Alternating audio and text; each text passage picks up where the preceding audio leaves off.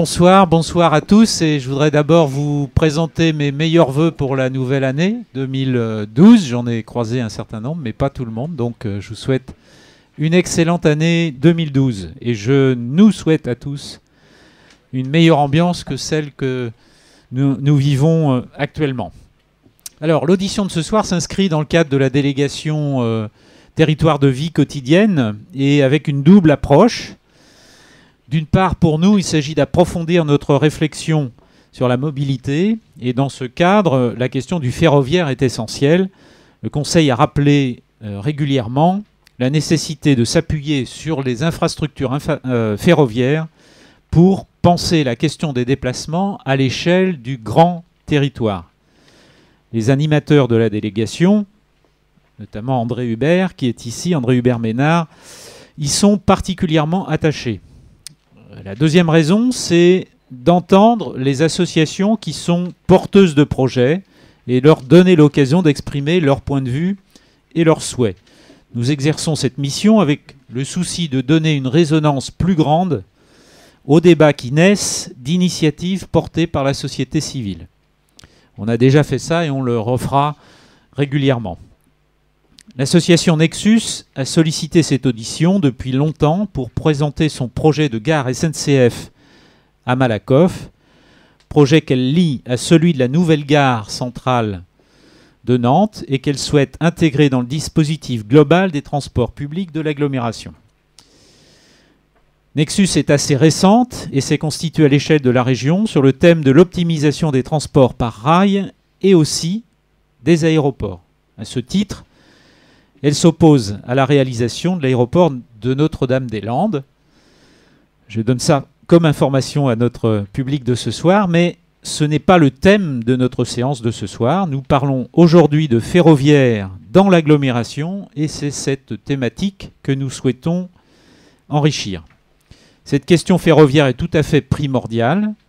Et dans le même esprit, Jean-Bernard Lugadet, qui est peut-être là, je ne l'ai pas vu ce soir, président de l'ANDE, a également sollicité le Conseil pour organiser un grand débat public sur cette question du ferroviaire avec tous les interlocuteurs concernés.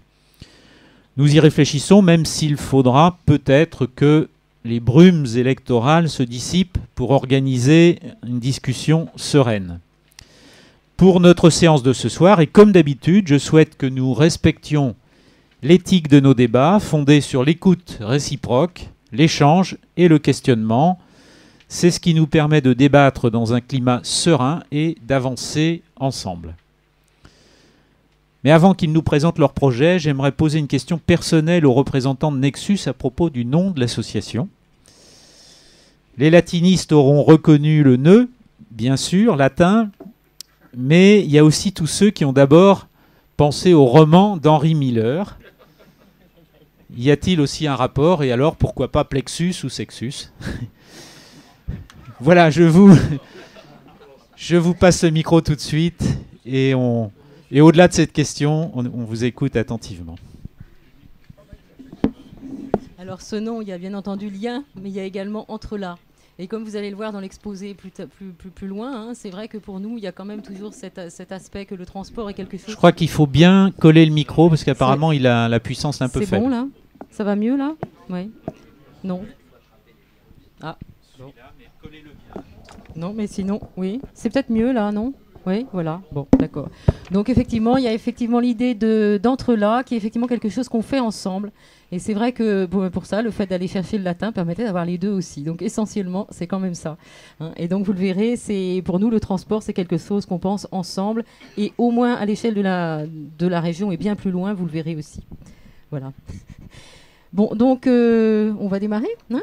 Donc, merci à tous de votre présence. Hein. Merci également au Conseil de développement de nous avoir invités à présenter ce projet de gare à Malakoff. Donc, alors, avant de passer à la technique proprement dite, je pense qu'il est important, justement, de repréciser vraiment ce qui est objectif statutaire de l'association Nexus. Hein. Je dis vraiment objectif statutaire, c'est-à-dire c'est vraiment là-dessus qu'on s'appuie et tout notre travail part de là. En fait, le premier objectif, il est vraiment environnemental. Ce que nous voulons, c'est en tant que citoyens contribuer à la réduction des émissions de gaz à effet de serre, dont on sait plus du quart sont liés au transport. Hein, et ceci, bien entendu, pour la qualité de vie des populations et puis le souci des générations futures. Et le deuxième objectif, c'est très important également, il est économique, c'est-à-dire que nous avons un très très grand souci de la maîtrise des coûts. Alors bien entendu, quand on parle des transports, on pense à la réduction de la facture pétrolière, mais pour nous, en général, c'est vraiment maîtrise de tous les coûts liés au transport. Alors, la dette du pays, et ça, malheureusement, l'actualité toute récente ne nous contredira pas. Hein, et d'autre part, les dégradations environnementales qu'on observe ces dernières années et que plus personne ne peut nier font que ça valide pour nous des orientations vers un mode de développement beaucoup plus économe, sachant mieux utiliser les capacités existantes, tout en gardant bien sûr le souci de la compétitivité indispensable des entreprises et du bien-être des populations. Et donc c'est vraiment pour que ces orientations soient enfin prises que l'association Nexus se bat. Alors maintenant, en 2 mots, ce que Nexus en gros n'est pas, et comme ça vous aurez un petit peu compris, je pense, notre philosophie, ça n'est absolument pas une association qui s'est fondée pour une défense d'intérêts particuliers, même si dans certains cas c'est respectable, mais là vraiment on est dans une recherche de vision globale au service de l'intérêt général. Et c'est pour cela, et d'ailleurs vous l'évoquiez tout à l'heure, qu'on travaille en réseau. Donc nous avons 5 branches hein, qui sont basées effectivement à différents endroits des Pays de Loire. Et c'est ce que je vous disais tout à l'heure. Pour nous, le transport, c'est vraiment pas, ça va pas être une compétition entre villes, surtout pas, mais c'est quelque chose qu'on doit construire ensemble. Et puis, de la même façon qu'il y a un réseau finalement entre différentes villes des Pays de Loire, pour l'instant, nous on cherche à avoir vraiment un effet de synergie entre un ensemble de citoyens qui vont être techniciens, qui vont pouvoir mettre au profit de l'association leurs compétences professionnelles, et puis tout simplement des usagers, des citoyens, j'allais dire de base, entre guillemets, mais pas du tout de façon péjorative, des citoyens qui ont envie de construire ensemble quelque chose d'harmonieux et durable. Et le deuxième point, qui est très très important et sur lequel je veux aussi prendre le temps d'insister, c'est que nous ne sommes absolument pas une association d'opposants. On n'est absolument pas opposé à l'aménagement du territoire ou au projet d'aménagement.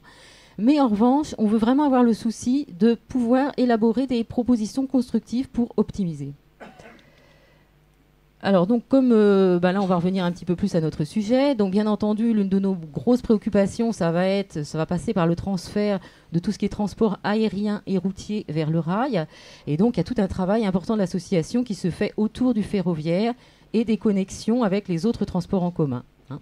Et c'est donc dans ce cadre que s'inscrit donc ce projet dont on va vous parler maintenant, donc projet de station SNCF à Malakoff, en liaison avec la modernisation de la gare de Nantes et de la desserte de l'île de Nantes. Alors, le projet présenté comme ça très simplement, hein, c'est donc la création d'une station SNCF. On va ajouter à la gare SNCF qui existe actuellement une sortie sur le site de Malakoff. Et encore une fois, je le redis parce que c'est très très important, hein, tout ce qui va vous être présenté maintenant a été bâti dans le souci de désencombrer la gare de Nantes, de faciliter les correspondances entre TER, tramway, bus et vélo, et de répercuter l'effet vitesse TGV à tout le territoire via le développement des RER. C'est-à-dire, en gros, c'est vraiment une meilleure desserte du territoire. Et bien entendu, ça veut dire aussi, inévitablement, c'est la même chose, l'accroissement de la capacité de trafic de la gare de Nantes. Donc là, on va passer un petit peu plus à la technique. Et Bernard va détailler un petit peu plus le projet. Oui, bonjour, Bernard Fourage. Donc, j'ai préféré vous mettre un plan à chacun parce que certains, des fois, ne pourront pas vous apercevoir le plan sur écran. Et puis, en plus, comme on ne l'a pas toujours à l'écran, vous pourrez le consulter quand on fait la présentation. Donc, ici, nous sommes face à une vue de dessus du secteur de la gare de Nantes. Hein. On aperçoit les voies, ici, de la gare de Nantes. Et là, c'est l'emplacement où on planifie de faire une station, Malakoff. Lorsque vous êtes à la gare de Nantes, on s'aperçoit, enfin vous savez tous, qu'on peut partir dans 6 directions qui sont ceux qu'on appelle l'étoile nantaise. Alors, de ce côté-ci, on part vers Savenay, Redon, la Bretagne, la Baule-le-Croisic. Par cet itinéraire, par ces voies, on monte vers le nord, vers La Chapelle, Châteaubriand, Rennes. On a également la possibilité de partir depuis Doulon vers Carquefou. Pour l'instant, c'est exploité uniquement pour le trafic fret. Pour le trafic, c'est ça, pour le trafic fret. On part également par cet itinéraire en direction de Sainte-Luce, Mauves, Angers, Ancenis, Le Mans, Paris. On part également en direction de Saint-Sébastien, Vertou et La Rochelle, Bordeaux, La Roche-sur-Yon. Et on part également en faisant un demi-tour vers Pornic, en passant à Malakoff, Océan, on l'appelait Malakoff Océan pour l'instant, et on traverse l'île Beaulieu d'est en ouest, et ensuite on va vers, on le verra tout à l'heure sur un autre plan, vers Rezé, jusqu'à Sainte-Pazanne, et à Sainte-Pazanne on a une bifurcation pour aller soit sur Pornic, soit sur Saint-Gilles-Croix-de-Vie. Et qu'est-ce qu'on observe? On observe que si maintenant on se place à Malakoff, si on a des quais à Malakoff, on pourra y aller exactement dans les mêmes directions. C'est-à-dire qu'on pourra partir vers Pornic, Saint-Gilles-Croix-de-Vie. On pourra tout aussi bien partir par ces voies existantes sur le sud, sur Vertou, Cholet, La Roche-sur-Yon, Bordeaux. On part également par cet itinéraire, et je dis bien à chaque fois existant, vers Sainte-Luce, Angers, Paris. On part également en direction du nord vers Châteaubriand, la chapelle Châteaubriand, et aussi avec une bifurcation à Toulon vers Sainte-Luce, Italie, et Carquefou. Et on part également en direction de la Bretagne, l'ouest, Savenay, en reprenant cette courbe. Exactement. Donc, qu'est-ce qu'on fait dans le projet? On dit ici, on a 6 quais principaux en gare de Nantes-Orléans, la gare principale. On dit on va joindre ces quais-là et les 3 quais de Malakoff-Océan, les 3 quais qu'on pourrait faire à Malakoff-Océan. Et on les renie par une navette rapide qui est placée au-dessus des voies, qui vient se positionner au-dessus des voies. Donc, ah non, pardon, il faut revenir en arrière. Oui, il faut revenir en arrière. Il n'y a pas de souci.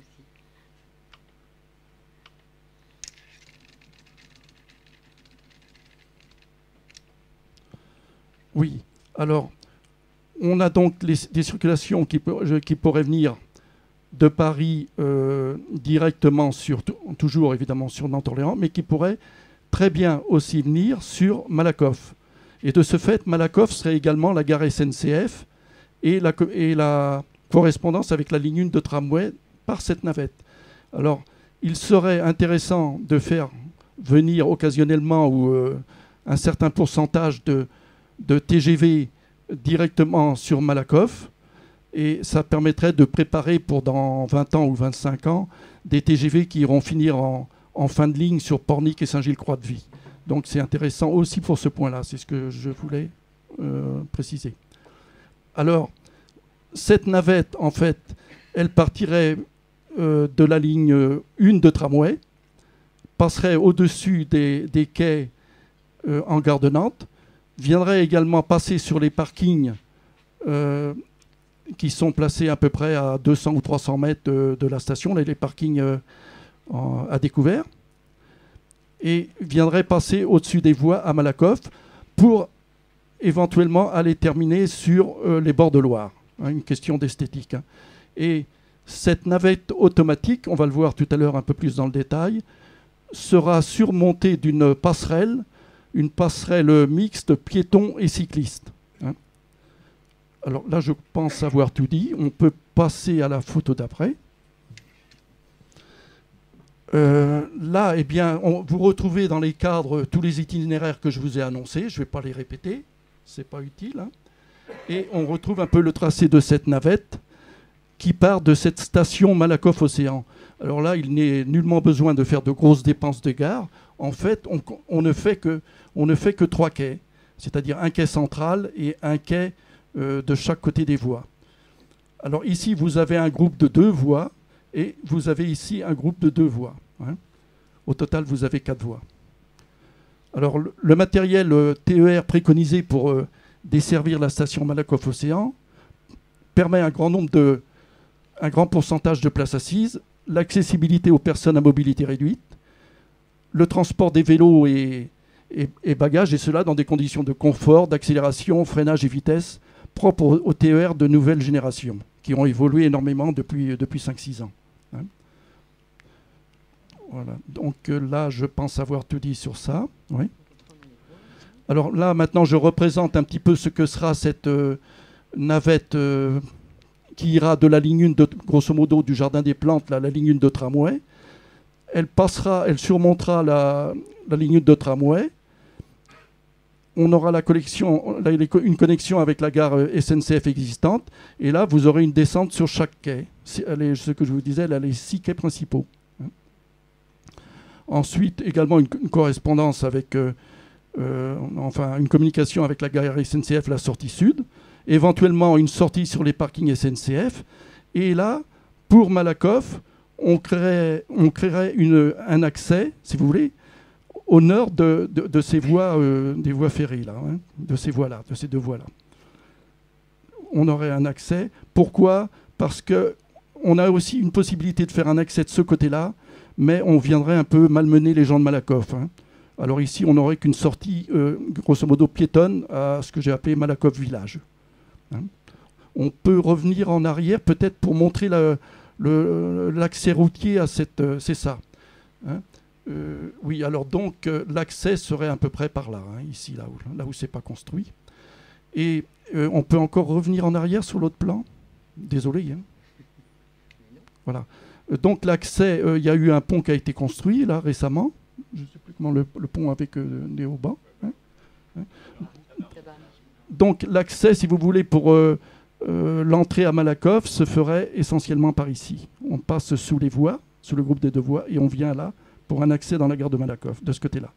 Ici, de façon à ne pas apporter de véhicules dans toute cette zone de Malakoff et venir troubler les gens du village. Je pense qu'on peut partir après. Voilà, on peut même... Oui, alors donc voilà la navette en question. C'est une navette suspendue, donc on n'a pas d'emprise au sol, absolument pas, c'est relativement facile à installer. Et elle sera à une voie ou deux voies, hein. Elle peut très bien être une voie au départ, mais elle sera prévue pour deux voies. Hein. Donc c'est cette navette qui se positionnera au-dessus des quais, et vous descendez sur le quai qui vous intéresse. Attention, ce ne sera pas ce modèle-là, hein, du tout, hein, mais c'est pour vous montrer juste le principe. Hein. Ensuite, cette navette, la structure, elle portera également une plateforme, comment je l'appelais ? Oui, c'est ça, une jetée promenade qui ira grosso modo depuis les Jardins des Plantes ligne 1 à Nantes-Gare SNCF jusqu'à la Loire, via le parking SNCF et la nouvelle station SNCF Malakoff-Océan. Avec une piste pour les vélos. Enfin, un cheminement pour les vélos, hein, ce n'est pas une piste de vitesse. Hein. Alors, je crois que je l'ai marqué par là.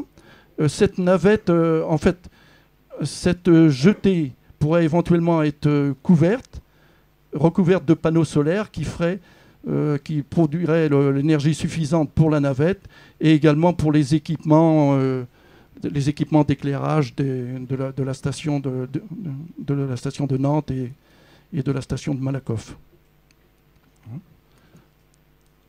Voilà, on passe peut-être après. Alors ça, c'est exactement le même plan, hein, avec un rappel un peu de toutes les stations. Et on s'aperçoit que, avec le tracé existant, on pourrait très bien faire une traversée rapide nord-sud. Hein, grosso modo, je vais partir de la Chapelle-sur-Erdre, donc c'est un petit peu le tracé du tram-train qui vient mourir tristement sur des voies en gare SNCF, les voies 53 et 54. Nous, on dit il y aurait peut-être un autre choix à faire, c'est d'assurer une traversée nord-sud rapide, et sur un tracé existant, on irait à Malakoff. Et en allant à Malakoff, en fait, vous êtes dans la gare SNCF. D'accord ? On est dans la gare SNCF et on continuerait ce tracé, cet itinéraire qui irait sur voie ferrée existante qui ferait l'île de Nantes d'est en ouest. Hein, avec la possibilité soit de venir mourir à Nantes-État et éventuellement jusqu'en gare à bananes. Ou alors vous allez sur Rezé, et ensuite Boye, et ensuite à Sainte-Pazanne, vous avez l'aiguillage pour aller sur Pornic ou pour aller sur Saint-Gilles-Croix-de-Vie. Hein, donc on peut très bien imaginer oui, peut-être. Hein. L'ancien, oui, mais l'aéroport, qu'il reste ou qu'il soit remplacé par une zone industrielle ou des habitations, la desserte a toujours un intérêt. Hein. Attention, il faut voir...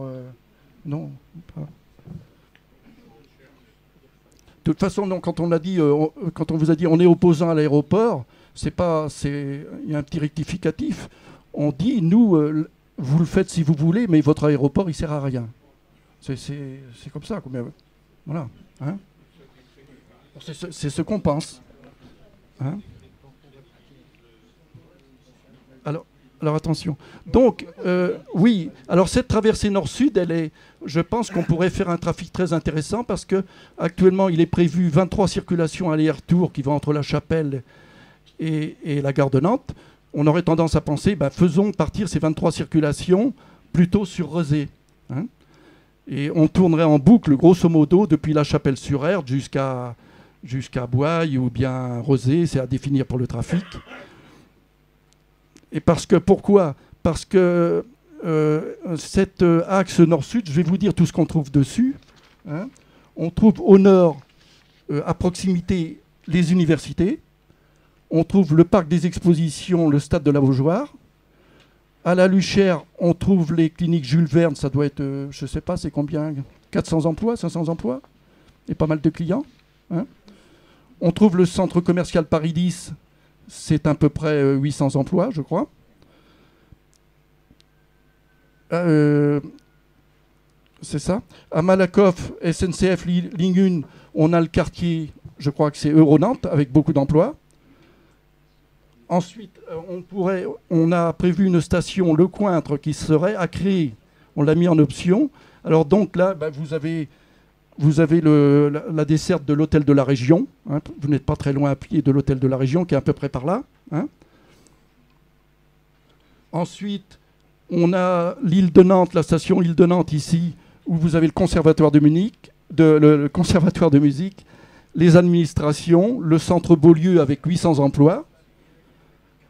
À Rezé, vous avez les nouvelles cliniques nantaises, puisque exactement 2 minutes à pied de la gare de Rezé, vous avez les cliniques nantaises et le centre Catherine de Sienne. Et là, ça représente 1060 emplois, je crois. Hein. Et éventuellement, s'il était décidé d'aller par exemple jusqu'à Boye, on peut s'arranger pour passer à l'aéroport tout près, là. Alors, vous avez tous les emplois EADS, hein, qui est aéroport ou pas. Et nous avons fait un calcul véritable du trafic sur l'aéroport, qu'il soit là, il en resterait encore un peu plus ici, ou qu'il soit, vous avez un projet par là, à Notre-Dame-des-Landes. Et nous, lorsqu'on fait un calcul, on arrive à 4 500 000 passagers en 2050. Et je vous expliquerai comment on est tombé sur ce calcul, hein, si ça vous intéresse. Parce qu'en fait, je peux le dire de toute façon, la DGAC qui est en charge de faire les tableaux, si vous voulez, les prévisions sur Notre-Dame-des-Landes, a complètement oublié de comptabiliser la concurrence des voies ferrées, de la ligne à grande vitesse, des 4500 km qui vont se faire dans les 40 ans à venir. Ils ont oublié la concurrence, quoi. Un oubli intéressant pour certains. Comment ? Ça fait fondre la moitié du trafic. Ah, tout à fait, oui. Oui, oui. Alors, je vais donner un exemple parce que je ne vais pas raconter.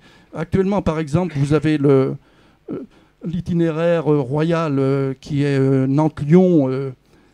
En 2005, il y avait 250 000 passagers. Et on vous a laissé croire qu'en 2050, il y aurait plus ou moins 1 million de passagers. Et en fait, ce n'est pas ça, parce qu'en 2050, vous irez par le barreau est-ouest, LGV, et vous serez de Nantes à Lyon en 2h30, du centre-ville à centre-ville, dont on fera imploser totalement cette liaison. Et il y a 4500 km comme ça, qui ont été oubliés. Si, ils en ont parlé dans leur étude. Hein. Ils en ont parlé, l'impact du train et tout ça, mais pas comme il fallait. Et donc, on a les correspondances avec la DGAC, dans lequel elle est dans l'embarras. Hein. Voilà, c'est entre nous, ça, hein, bien entendu. Hein. Hein. Voilà. Alors, donc, après, qu'est-ce qu'il y a? Oui, alors on va vous montrer comme il est facile de faire des stations dans l'île de Nantes. Hein. Oui, alors ici, ben, à gauche, j'ai Malakoff, là. Et ici, on est à une station d'arrêt de la ligne 4 Bessuet. Ici, à tel endroit, à cet endroit-là, vous avez le carrefour, le centre commercial Beaulieu. Donc, c'est au niveau de ce pont qu'on va faire une station. D'accord ? On va mettre des quais de chaque côté du pont, c'est pas bien difficile à faire. Avec un peu d'argent de poche, on arrive à faire la station. Hein ? Et bon, on passe rapidement, tout le monde saisit là où on est, là sur la ligne 4, tout le monde reconnaît bien. Et là, on est en direction de Vertou. Et là, on est à Mangin. Alors à Mangin, eh bien, on a fait une photo depuis le tramway existant, ligne 2, ligne 3. Donc vous auriez la correspondance entre cette station TER Mangin avec la ligne 2 et la ligne 3. Hein ? On vous montre éventuellement une autre station près de la place de la République, à Gustave Roch. La route, on a la possibilité. Mais là, on l'a mis en option parce qu'on n'a pas une certitude de trafic suffisant. Hein ? Et voilà, c'est vraiment des stations qui ne coûtent pas cher. Pourquoi ? Parce qu'on est sur l'emprise Réseau Ferré de France. Toute cette voie ferrée dans l'île Beaulieu, elle a un talus. Donc aucun problème, il n'y a pas aucun problème d'expropriation, hein, pour avoir l'emplacement pour mettre les quais de chaque côté. On est soit sur le talus, soit sur la chaussée, hein, pour supporter ce quai. Alors la plus grosse dépense, en fait, c'est l'escalier et l'ascenseur, quoi. Hein. Vous voyez ce que je veux dire ? Pour les personnes à mobilité réduite. Hein, installation de... Tiens, on nous a volé un morceau de rail, là. Ouais, il nous manque un morceau de rail. Ça vole partout. Ah, voilà. Alors, qu'est-ce qu'on a fait ? Ça va je vais pas trop vite, là ? Tout le monde suit ? Non, ça va. Hein ? On vous suit. Alors, donc... attendez, je vais m'écarter un peu, là. Parce que... Alors, on a vu que... Eh bien, on partait du nord. Là. On venait de La Chapelle ou bien de Carquefou, éventuellement. On venait à Malakoff Océan, qui est en fait la gare SNCF en communication avec la ligne 1 de tramway. Hein. De toute façon, la ligne de tramway, vous l'avez également à Doulon, hein, si vous voulez. Et là, après ça, bien, on traverse la Loire. Et c'est peut-être ici, en option, qu'on a placé, je crois qu'il y a un lycée qui va se construire, là, Le Cointre, où il y a un stade. Et ce serait le point d'accès à la... c'est le point d'accès à la région des Pays de la Loire qui se tient là, quoi. Ensuite, on continue sur voie ferrée existante déjà électrifiée en 25 000 volts. Pas de problème, pas de dépenses. Juste quelques planches à mettre là, de chaque côté pour faire des quais. Donc, on est à l'île de Nantes avec correspondance ligne 4. Ensuite, on se retrouve à Mangin, correspondance ligne 2, ligne 3. Ensuite, le choix, on va soit sur Gustave Roch et Nantes-État en allant terminer sur l'embarcadère, le hangar à bananes. Ou alors on part sur Rosé ligne 3, les nouvelles cliniques nantaises, et puis l'aéroport pour ceux qui y tiennent, quoi. Ou l'ex-aéroport pour ceux qui y tiennent aussi. Et qu'est-ce qu'on s'aperçoit de quoi ? Eh bien que en fait, ce tracé sur voie existante, eh bien, il est parallèle au projet de tramway pour une nouvelle ligne par la Samoa. Alors je crois que c'est un projet d'environ 60 ou 70 millions. On le retourne à la Samoa et ils en font de l'argent de poche et qu'ils vont dilapider ailleurs s'ils veulent. Hein. Mais je pense que... et il faut savoir que cette ligne-là, elle n'est pas utilisée. Hein. Vous avez juste quelques itinéraires pour Saint-Gilles-Croix-de-Vie, Pornic. Vous passez souvent sur ces avenues-là et vous avez pu observer, c'est pas souvent qu'il y a des trains, hein, effectivement. Hein. Ouais, je pense qu'on est d'accord là-dessus. Hein. Oui, alors... autrement, oui, je lis. Alors, oui, pourquoi on enverrait des LGV sur... les LGV actuellement qui viennent sur la gare SNCF de Nantes, on va faire la maintenance, je crois, en gare de Chantenay. Hein. le nettoyage et compagnie et tout ça. Donc on encombre en fait cette gare, on encombre en fait ce tunnel-là qui est risqué, que personne n'aime, voilà, hein, parce qu'on va faire du nettoyage là-bas. Alors donc nous on dit que certains TGV, une seule unité, pas les TGV doubles, pourraient venir sur Malakoff, hein, puisqu'on a l'itinéraire, au lieu de venir ici. Et ensuite, ils iraient se garer à Nantes-État. Nantes-État, toujours avec des voyageurs, les gens auraient la préférence, ils pourraient sortir ici à Malakoff Océan ou à Nantes-État. Et ici, on aurait les emplacements pour le nettoyage. Et de ce fait-là, on va avoir allégé, si vous voulez, le trafic dans le tunnel. On est bien d'accord, hein? On aura moins de circulation. Et comme on a moins de circulation, eh bien, on va peut-être penser à une station ici qu'on appellerait la Petite Hollande. Hein? Ok, ça fera plaisir à un candidat. Hein? J'entends pas. Et attends, vous allez trop vite là, je pense. Alors, non, faut pas. Attends, t'inquiète. Faut qu'on revienne en arrière. Oui, y a pas de souci.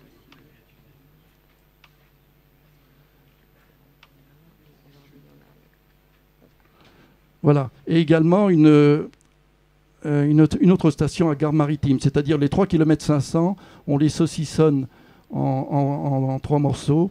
Et de ce fait-là, on fait une meilleure accessibilité aux services de sécurité, une évacuation plus facile pour les passagers en cas de pépin. On sécurise en quelque sorte le tunnel. Hein. Donc c'est pour ça que je voulais montrer aussi cette gare. Mais elle serait un peu plus coûteuse celle-là, hein, il me semble, parce qu'il y a du rock et des choses comme ça. Hein. Et on aurait la correspondance aussi avec une ligne de tramway. Hein. Si bien que, entre parenthèses, ça permettrait à des gens qui viennent de Sainte-Luce, Thoiry ou tout ça, de dire non, je n'encombre pas la gare de Nantes. Mon intérêt, c'est d'aller sur Petite Hollande parce que c'est le centre, ou d'aller ici. On offre beaucoup plus de possibilités. Hein. Comment ? Non, pas pour les TGV, on est bien d'accord. Hein. Ah, ouais. Les TGV, c'est soit la gare de Nantes, soit... c'est Nantes ici, Nantes-Orléans, ou bien Nantes-Malakoff-Océan. Ou Nantes-État. Donc pour nous, il ne faut surtout pas qu'il y ait un combat à mener. Hein. Il ne faut surtout pas se laisser déshabiller du réseau existant. Hein, parce que avec cette étoile nantaise, avec ça, on a de l'or en barre. Il ne faut pas se le faire piller. Quoi, hein. Ça, c'est un appel à la résistance. Hein. Oui, non, mais c'est vrai, parce que bon, les chouinots, ils font de la résistance, mais si vous voulez, il faut qu'il y ait une guerre. En plus, il faut qu'on la perde. Bon, la résistance, elle commence là. Donc, en fait, c'est tout le temps qu'il faut dire attention, il y a un intérêt sur ce réseau.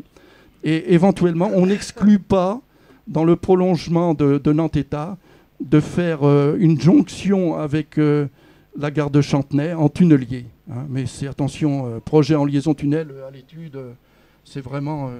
hein. Mais ce n'est pas interdit. Hein, là, de cette façon-là, on sécurise de façon définitive après ce tunnel-là. Je pense que j'ai à peu près tout dit, j'oublie rien. Oui, voilà, c'est ça. Donc on peut peut-être passer à la station d'après. Alors là, oui, donc l'étoile nantaise, ce qu'on fait, on suggère des parkings au-delà du périphérique. C'est-à-dire avec notre concept de diagonale, on va finir par en fait réaliser, sans que ça ne nous coûte rien, de réaliser un véritable réseau presque TER, RER. Et donc on fait en sorte qu'on va encourager les gens à ne pas passer le cap du périphérique et à créer peut-être des stations, hein, où on laisse la voiture ici. Et ensuite, par exemple, je vous donne ce point qui est à Sainte-Luce, là, une station à Sainte-Luce. À Sainte-Luce, vous êtes dans le centre de Nantes à peu près en 4 minutes. Et vous avez le choix avec ligne 1, ligne 2, ligne 3, ligne 4. Hein, voilà, je crois que c'est intéressant. Hein. Et de même, là, c'est la Nationale 23, où on coupe au niveau de la zone industrielle de Sainte-Luce, un petit peu comme ça. Il y a un passage à niveau, vous le connaissez tous, là. Il pourrait y avoir intérêt ici à faire une station, parce que si on fait une réouverture de Doulon-Carquefou, on a une distance de 9 km. Hein. La voie a été inspectée par Nexus. C'est pas énorme comme travaux de réhabilitation. On n'a pas besoin de faire une électrification coûteuse. Pourquoi ? Parce qu'il y a du matériel bimode diesel électrique qui pourraient assurer le service. Donc on réduit les coûts de façon très importante. Alors donc on a placé à peu près 8 ou 9 parkings comme ça. On en a placé, attendez, pardon.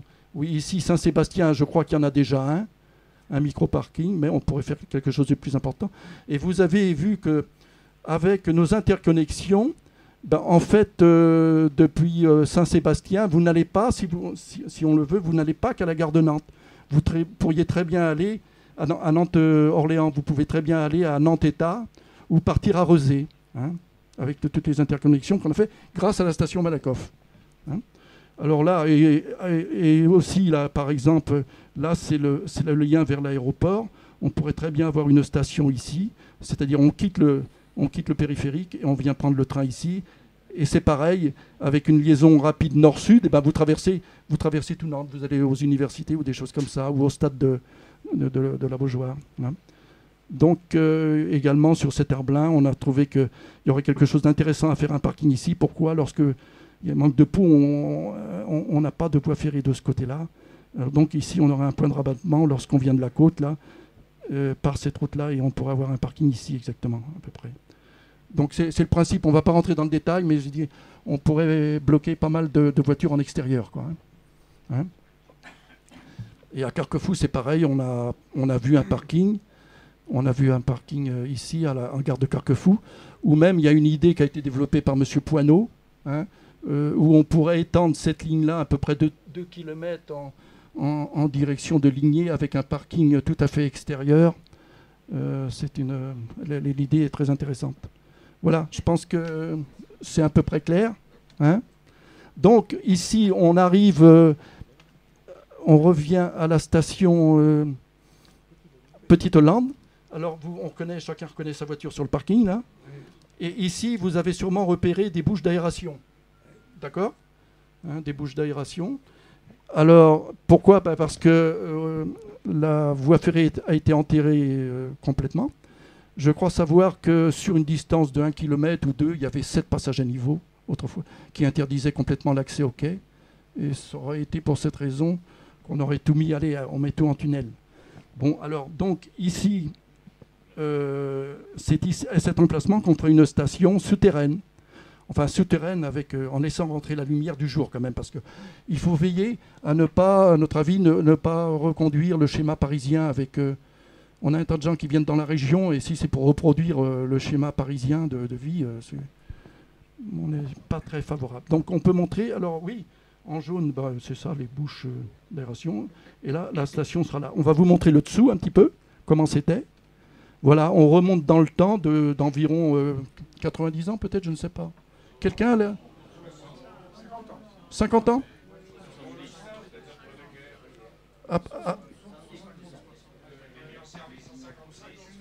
50-60.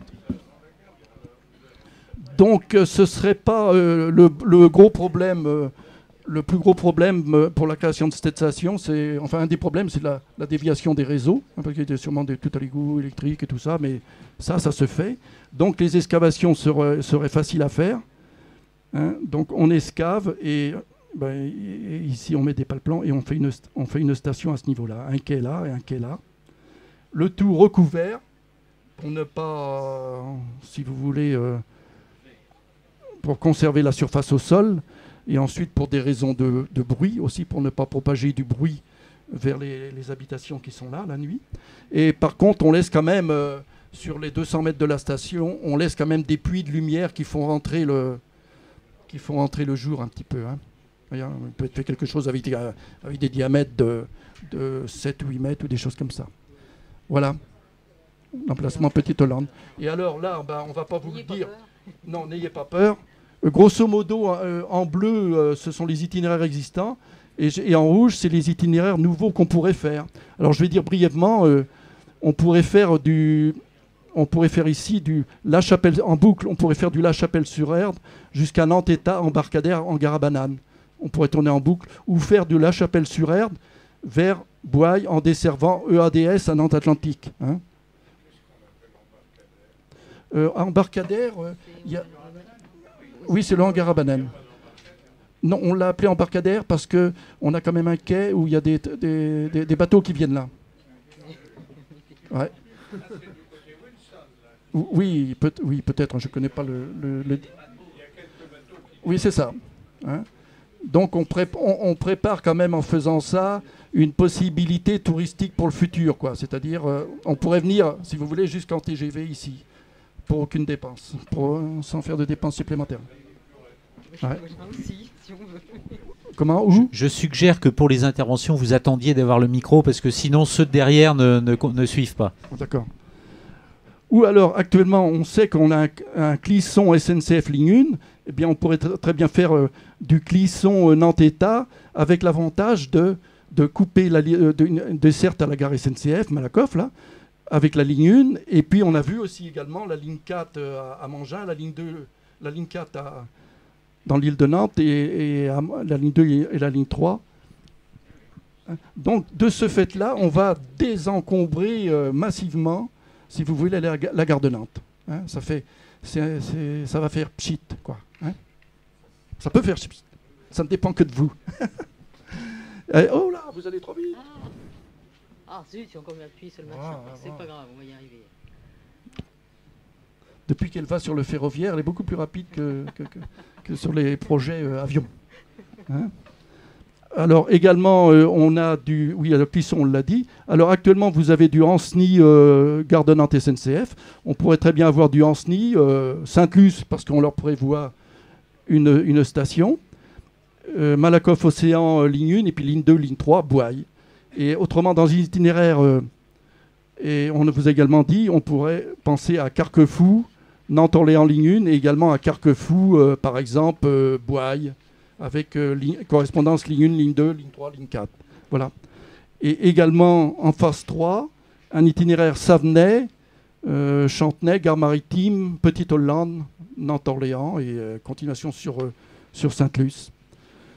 Et en phase 4, on a autre chose, mais ça coûterait 1 km de voie ferrée. Je n'ai mieux pas en parler maintenant. Mais ce serait du possible de faire un clisson vers le nord, La Chapelle-sur-Erdre. Vous voyez, sans manœuvre de retournement dans la gare de Nantes, tout en évitant la gare de Nantes. Il y aurait quelque chose, mais je pense ça.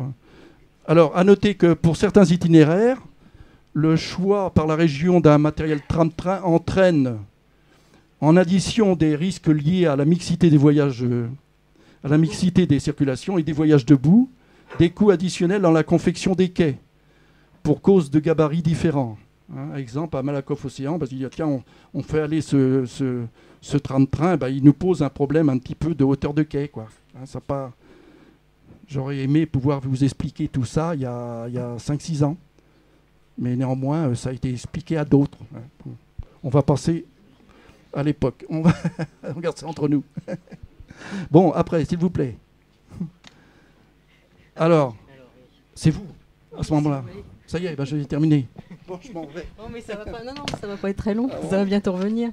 Non, juste un petit commentaire là. Donc effectivement, bien entendu, l'association Nexus. Hein, et la nécessité de moderniser cette gare de Nantes n'est absolument pas une idée exclusive de notre association. Bien entendu, il y a un projet de rénovation de gare de Nantes qui est porté par les collectivités locales et dont on a, nous, pour l'instant, connaissance par tout ce qui peut apparaître par la presse. Hein. Mais c'est vrai que pour nous, il semble quand même que la philosophie entre ce qu'on peut connaître du projet porté actuellement par les collectivités locales et puis ce qu'on vous a présenté là est quand même assez différent. Alors pourquoi voilà un petit peu ce qui a été annoncé, hein, donc comme je vous dis, à notre connaissance par la presse. C'est effectivement une augmentation du nombre de voies, mais ça a déjà été fait et inauguré en juillet 2011. Il y a également une démolition finalement, ou du moins une grande rénovation de la partie nord de la gare de Nantes et création d'une passerelle. Enfin là, je reprends les termes qui ont été publiés, hein, le gigantesque dôme de verre avec effectivement de la place pour installer des boutiques, des hôtels éventuellement, des choses comme ça. Là, j'ai repris on a repris là une autre coupure de presse. Donc, on voit toujours effectivement ce beau projet architectural avec quand même un budget assez conséquent. Et c'est vrai qu'encore tout dernièrement, là, c'est ce qui est paru le week-end dernier. Hein, donc, effectivement, on fait bien état et les collectivités locales font bien état d'une augmentation du nombre de voyageurs. Mais la réponse, c'est effectivement ce beau projet architectural avec cette passerelle qui va passer sur les voies. Bien entendu, le maintien des passages souterrains, une éventuelle passerelle vers la moutonnerie. Et puis, un grand travail également sur les abords et peut-être la gare routière et puis les connexions avec ce qui existe déjà. Donc, c'est vrai que pour nous, en conclusion, on a l'impression que dans ce projet tel qu'il nous est présenté et tel que, enfin, de ce qu'on peut en connaître par la presse, hein, on a finalement juste une petite partie du budget qui va vraiment profiter au transport des usagers et au fait de les faire vraiment voyager. Hein.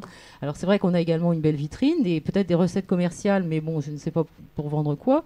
Et puis, que quelque part, si on installe des magasins dans une gare, on encombre aussi de nouveau la gare de gens qui finalement ne voyagent pas. Et on réduit peut-être les recettes des commerçants qui sont installés soit à quelques mètres de la gare ou qui sont en liaison transport avec ce point de distribution. Et effectivement, et c'est là où nous, on insiste beaucoup, dans ce projet-là, pour l'instant, on n'entend pas parler d'évocation de nouvelles liaisons ou d'amélioration de la desserte de l'ensemble du territoire. Alors c'est vrai que nous, on a l'impression que dans ce qu'on vous présente, on est parti un petit peu à l'inverse en se disant on va d'abord essayer d'accroître la capacité de transport des passagers de la gare de Nantes. Il y a plus de voyageurs, ils sont là pour voyager mieux et plus confortablement et avec une meilleure desserte. Et c'est pour ça qu'on a beaucoup travaillé sur les stations, les correspondances nouvelles, bien entendu le désencombrement de la ville qui va avec, donc on vient de vous montrer. Également, il faut profiter de cette rénovation de la gare de Nantes pour rendre possible de nouvelles traversées ultra rapides, donc comme on l'a vu, nord-sud et ouest-est, et puis préparer l'arrivée d'un éventuel TGV, peut-être pas pour demain, mais pour plus voilà, à Pornic, à Saint-Gilles-Croix-de-Vie. Donc pour nous, on est vraiment là dans un objectif de répondre à ce qu'on cherche, c'est-à-dire le report du transport vers le rail, en facilitant, en réduisant les durées de trajet quotidiens et en incitant à l'utilisation de parkings situés au-delà du périphérique. Et donc pour nous, ce projet de rénovation de la gare de Nantes, ça ne doit pas être d'abord un projet architectural, mais un projet qui est d'abord au service des personnes et des entreprises pour voyager. Alors évidemment, si on a de l'argent, ça n'exclut pas, pourquoi pas, de faire derrière quelque chose d'architectural, de beau, pourquoi pas de rajouter des magasins. Mais pour nous, l'essentiel, c'est avant tout d'accroître les possibilités de déplacement. Et puis, ceci dit, petite parenthèse, ça n'empêche pas, même en faisant ça, de faire quelque chose qui n'est pas forcément laid, de faire quelque chose de joli. Bon. Donc à partir de ça, donc, dans ce qu'on vous a présenté là, et puis c'est vrai que nous, on pense que c'est important en tant qu'usager association de continuer à avoir ce dialogue-là, puisqu'on a l'impression qu'on ne part pas tout à fait sur la même philosophie, avec bien entendu les élus, la SNCF, RFF, bon, alors donc c'est vrai qu'on va peut-être maintenant pouvoir discuter un petit peu, mais bon, voilà, on souhaite vraiment continuer à apporter un projet qui soit vraiment au service des déplacements. Alors, je vais redonner, juste avant peut-être qu'on discute un petit peu, la parole à Bernard parce qu'effectivement, le projet qu'on vous a présenté, il nécessite quand même de prendre quelques petites mesures additionnelles, dont on peut peut-être reparler un petit peu. Oui, ça impose. C'est une recommandation à RFF là qu'on leur a fait parvenir là pour une traversée rapide nord-sud de Nantes. Donc, prendre des mesures conservatoires parce qu'ils sont en travaux actuellement ou bientôt en travaux, pour permettre l'évolution du projet de tram-train, un mode lent, vers une exploitation plus rapide, sécurisée et confortable de type TER. C'est-à-dire, bon, le coup est parti, ils vont faire une mise en service d'un tram-train en coupant des rubans, ça va pas de problème, mais il faut que cette ligne puisse évoluer et qu'on n'en prenne pas pour 40 ans ou 50 ans de ce modèle-là. La ligne de Châteaubriand n'est pas faite pour ce concept. Ensuite, les mesures conservatoires pour rendre possible une liaison permanente Rennes-Nantes via Châteaubriand sans rupture de charge. La pose d'une voie additionnelle RFF entre Doulon Sud et Babinière. Ça, vous l'avez sur vos plans là. Il y a un endroit, c'est à voie unique, ou alors, oui, ou alors on revient sur la photo, ou vous avez la photo. Vous avez la photo, mais peut-être sur l'arrière.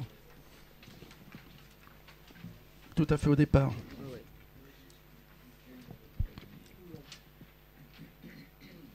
Ouais, c'est ça. Alors donc vous avez un endroit là, ils ont 4 km de voie ferrée sur le niveau de la Chapelle en double voie, là. Hein, la Chapelle vers Babinière, grosso modo. Et après, ils ont un tronçon qui est peut-être aussi de 4 km jusqu'au pied de Doulon en voie unique. Alors, on a dit surtout, il faut faire ça, le prévoir en double voie. Et l'inspection du terrain montre que c'est possible. Et donc ça, c'est à prévoir le plus tôt possible, hein, avant qu'il soit trop tard. Sinon, ce sera des prix exorbitants. Hein. Et autrement, ce qui aurait été souhaitable, c'est au nord de la Luchère, là, une séparation complète de la ligne de tramway ligne 1 et de la ligne Nantes-Châteaubriand, hein, parce qu'il a été enclenché un système de couper le tramway, c'est ce qui a entraîné, entre parenthèses, un achat avec une double motorisation, une motorisation 25 000 volts et une motorisation 700 volts. Et rien que là, l'économie de la double motorisation, il se payait l'ouvrage d'art pour éviter ce croisement. Hein. Voilà. Et une liaison tramway ligne 1, ligne 2 en site propre à la Genelière. Parce que ce qui est prévu à la Genelière, c'est qu'ils ont simplement une voie réseau ferré de France et l'autre serait jonction ligne 1, ligne 2 tramway. Nous, on dit c'est pas comme ça qu'il faut faire. On garde là où il y a le train rouge, on garde 2 voies sur le pont et on passe ce matériel léger avec un ouvrage d'art là au-dessus. Il y a la place pour le faire. Il y a de chaque côté pour faire la connexion. Hein. Voilà. Est-ce qu'il y a autre chose? Je ne pense pas. C'était juste des recommandations qu'on a envoyées à RFF pour préserver le futur et ça nous paraît absolument nécessaire. Bien, merci beaucoup Madame Le Gall. Oui, je crois qu'on peut vous applaudir pour la performance, au moins déjà pour la performance pédagogique. Donc merci à tous les deux, Madame Le Gall et Bernard Fourage, pour cette présentation, s'appuyant sur des cartes qui sont bien utiles. Nous sommes tous ici plus ou moins géographes par destination, donc on apprécie. Et vous vous doutez qu'il y a énormément de questions dans la salle et je vais donc tout de suite passer le micro à ceux qui veulent l'utiliser. Et pas uniquement les géographes, bien sûr.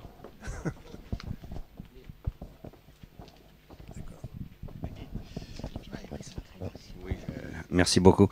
Oui, je me présente. Donc, je suis secrétaire, en tant que secrétaire départemental 44 du mouvement de Nicolas Dupont-Aignan debout la République. On est très intéressé effectivement par tout ce qui vient d'être présenté. Notamment, donc, si j'ai bien compris, le projet d'aéroport n'a plus lieu d'être. Ça devient donc superflu.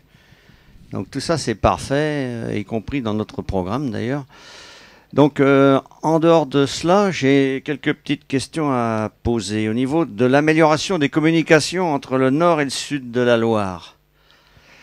Au niveau de Paimboeuf, par exemple, quel est le point de vue de l'association Nexus sur la réouverture de la ligne Sainte-Pazanne-Paimboeuf? Une deuxième question qui vient sur ce dossier-là. Pour avoir visionné le projet de prolongement de la LGV jusqu'à Nantes, donc de Nexus, et de son impact sur le trafic aérien, est-ce que vous pouvez me donner quelques informations complémentaires? Parce qu'effectivement, on est dans une concurrence, si j'ai bien compris. Il y a un côté qui prend tout l'aérien, et de l'autre côté, on va davantage sur le transport de masse pour le commun des mortels, parce que le transport aérien, ça sera peut-être plus réservé pour le commun des mortels dans quelques années. Voilà, en gros, ce que je voulais dire. S'il vous plaît, juste une petite remarque. On va essayer de rester sur le projet lui-même, d'abord et principalement. Ceci pour permettre une réponse rapide, si vous l'avez, mais sinon on reviendra sur ce qui a été projeté. Merci. Dans le projet de LGV, ça peut faire l'objet d'une autre présentation, si intérêt de la part des gens qui vous devrez nous le faire savoir. Mais bon, LGV, très rapidement, il y a prolongement de la LGV, il y a un très gros impact sur l'aérien. Hein, d'autant plus que par le tracé, on permet à un autre aéroport d'exister. Autrement, ça, donc, faut mieux que ça fasse l'objet d'une présentation différente. Mais il y a un impact très très fort. Hein. Ça, c'est sûr. Ensuite, pour ce qui est de la liaison Sainte-Pazanne-Paimboeuf,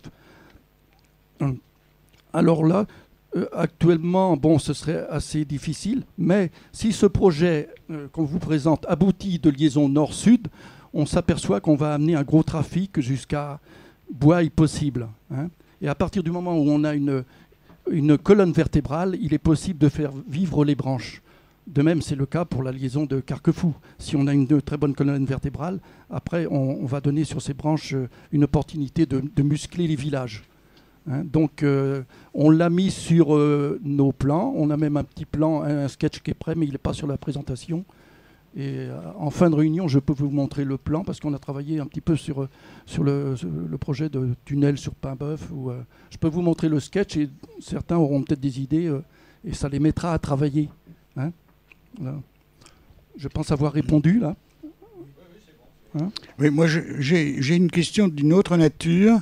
La SNCF, au cours des années écoulées, a misé sur les liaisons grande distance, en gros les TGV, et y compris en faisant des choses qui sont un peu aberrantes. Par exemple, Nantes-Lyon ne passe plus par Tours, Saint-Germain-des-Fossés et autres, il passe par Massy. Donc c'est pourquoi pas, je veux bien, mais ça veut dire que la desserte des grandes gares par des liaisons avec des trains omnibus plus fréquents qui ramenaient du monde, ces dessertes-là disparaissent.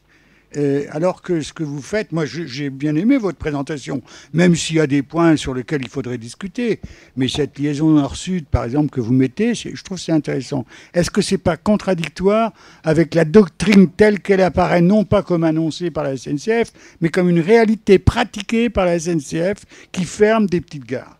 C'est ça ma question. Est-ce que c'est bien de faire une gare place de la Petite Hollande, une autre je sais pas. Je dis est-ce que ça va pas choquer la doctrine SNCF qui est d'une autre nature? Je sais pas. Je commence à répondre. Je sais pas si la doctrine SNCF elle est totalement libre. Oui, elle n'est pas libre de. Et ces gens-là, ils sont très intelligents. C'est des véritables professionnels. Mais depuis 2002, je crois, il y a eu un transfert des compétences vers la région. Et donc, la SNCF et RFF, ils se retrouvent maintenant avec un client. D'accord? Un client qui change tous les 6 ans, à peu près. Hein? Il n'a peut-être pas une vue globale, le client. Hein? Il a peut-être une vue axée sur... oui. Donc, moi, je n'incrimine pas RFF et SNCF. On leur dit les choses franchement, mais on sait qu'ils n'ont pas ils ont une marge de manœuvre, et on est là pour les aider. C'est bon, là? On va les remettre sur le rail. Hein? On espère. Jean Renard, oui. Oui, Jean Renard, donc rapporteur du Conseil de développement. Moi, j'ai bien apprécié votre utopie, hein, parce que je me demande ce que les techniciens et les élus de l'agglomération pensent du projet. Parce que si on n'a pas leur accord ou si on n'arrive pas à les convaincre, ça reste quand même un peu utopique. Mais c'est pas vraiment une question, mais ce sont des réflexions que je voudrais faire. D'abord, je pense que votre analyse nous oblige, nous, Conseil de développement, peut-être à réviser et à revoir le PDU des années 2030. Et dans le cadre de Ma Ville Demain, ce fameux projet de réflexion sur 2030, c'est sans doute je dirais, un élément à prendre en compte dans les réflexions de nos élus.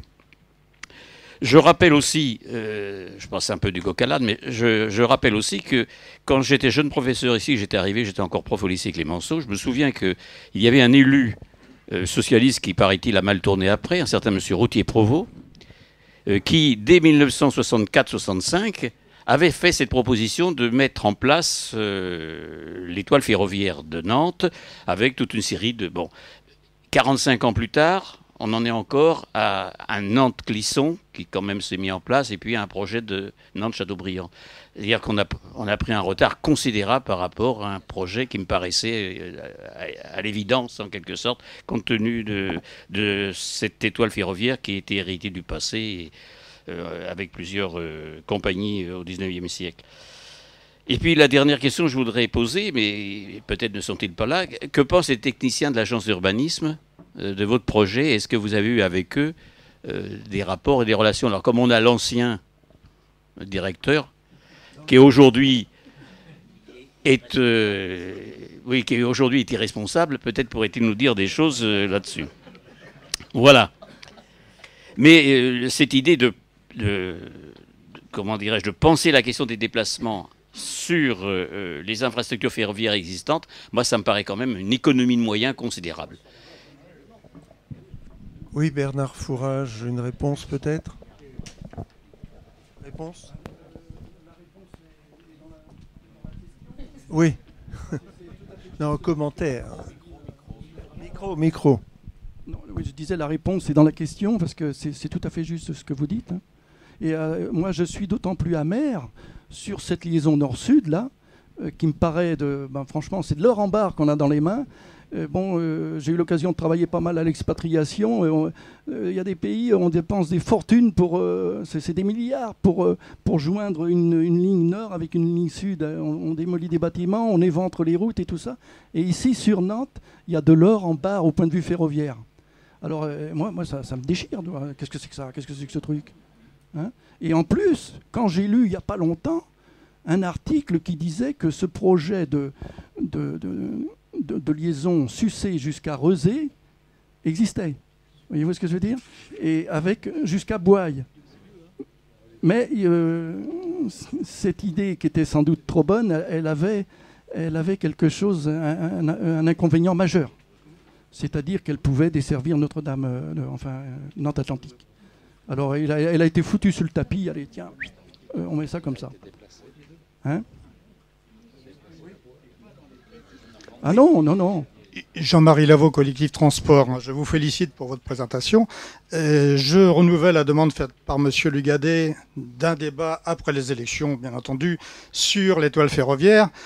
J'avais présenté moi-même avec Jean Gagné une valorisation de l'étoile ferroviaire et je voudrais vous rappeler deux choses.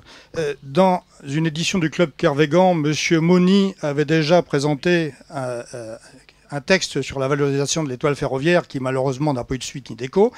Et je voudrais citer également un numéro de décembre 2004 de Nantes Passion qui disait Nantes Métropole, première communauté urbaine, a signé un protocole d'accord avec RFF et la SNCF.